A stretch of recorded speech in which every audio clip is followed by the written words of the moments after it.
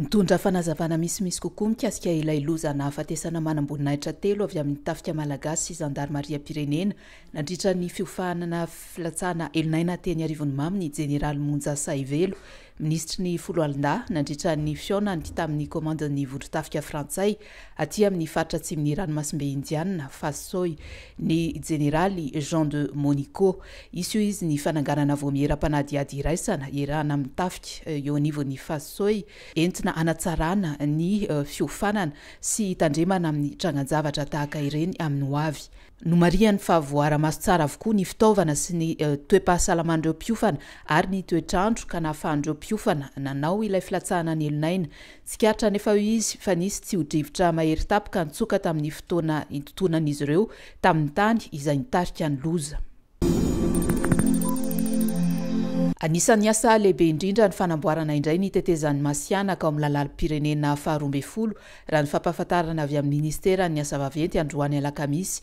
Mirefy 700 metatra mahery ity tetezana ity ary atao amin'ny béton pré-contraint. Efa miroso amin'izao fotoan'izao ny asa fanamboarana fototra na terrassement, eo ihany koa ny fametrahana tetezana vy-vonjimaika mirefy 100 metatra izay efa vita eo amin'ny 500 ary ny fanondrenana ouvrage courant raha ny tatitra. Nanambara ihany koa moa ministera fa efa mandroso araka ny tokony ho izy ny asa fanamboarana sy fametrahana tara eo amin'ny lalam-pirenena faharoa ambin'ny folo, mampitohy any masianaka sy fangain-drano ka tafiditra ao anatin'izany ny fananganana tetezana isan-karazany. Dingana iray goavana ny fipetrahan'ny foto-drafitrasana dodinana fako mety ho loha ho lasa zezika ho Ambohidava.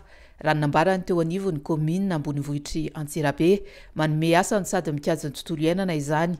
Iodina tsy ho ela ny toerana fanodinana fako lasa zezika ao an-toerana satria efa automasina ireo fitaovana ilaina amin'izany. Noraisina tao Antsirabe omaly alarobia moa izany foto-drafitrasa izany. Ny taona 2024 no nahavoafidy ny tanàna Antsirabe ametrahana izany foto-drafitrasa izany, izay tetika asan'ny fitondram-panjakana miaraka amin'ny ONUD na ny Organisation des Nations Unies pour le Développement Industriel. Horaisina amin'ny fomba manetriketrika ny talata 2 septambra izao ny kabeson'ny ampanjakatoera sy ireo mpitary tafin'ny Rola isy ny lanonana ara-panjakana sy miaramila izay tanterahiny eny amin'ny maozolea avaratra Ambohitsaina raha ny fampahafantarana nataony ministera ny serasera sy ny kolotsaina. Ankoatr'izay dia mbola isy ny lanonana maro samihafa fanaterana azy any amin'ny faritra Menabe. Aorian'ny fahatongavany eny Ivato dia makivaky lalana maro eto an-drenivohitra ny kabeson'ireto mahery fon'ny firenena ireto, andaron'ny lalana Tsarasotra, Akorondrano, Antanimena, Soarano, Lapantanànana Analakely, Ambojatovo, Akoraotra, Tanimora ary ny Maozolea. Androany alakamisy no namoaka ny lisitra ny Barea hiatrika ny fifanitsanana amin'ny fiadinam-boara eran-tany 424 ny mpanazatra Corentin Martins, mpilalao fito izay mandrafitra ny Barea prime miatrika ny fiadina tompon-dakany Afrika eo amin'ny taranja baolina kitra na ny Tchad no nantsony ho isan'ireo andeha any Maroc hifanandrina amin'ny Centrafrika sy Tchad.